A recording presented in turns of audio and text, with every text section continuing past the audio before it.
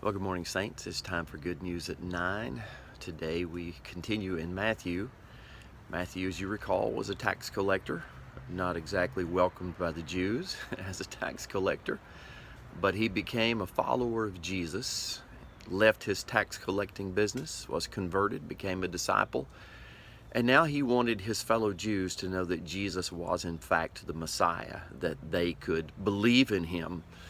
He wanted them to be able to trust the truth. So, as Matthew said, this is the account of Jesus. This is how Jesus was born.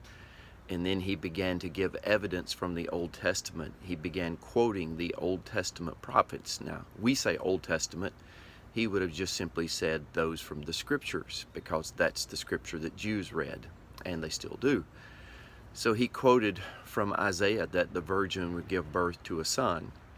He quoted from Micah and 2 Samuel that this son would be born in Bethlehem of Judea.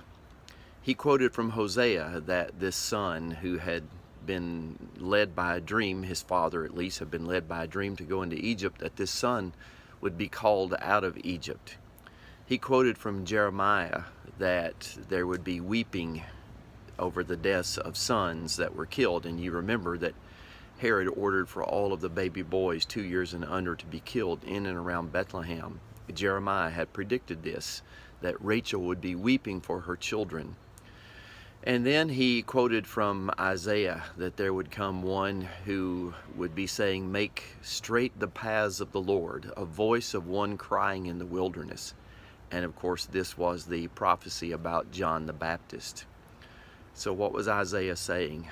Isaiah was saying to the Jews who knew the Scriptures, not Isaiah, what was Matthew saying? Matthew was saying to the Jews who knew the Scriptures very well that this is the Messiah.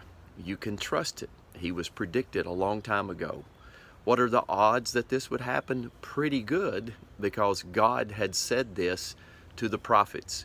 He had told the prophecy through those beginning with Moses forward. So what were the odds that this would happen?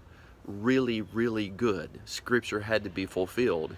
And Matthew was saying, in fact, it has been fulfilled in the Messiah. So along with those who believed in Matthew's day, along with the Jews that he was preaching to who believed, let's believe too. You know what I say? Get her done.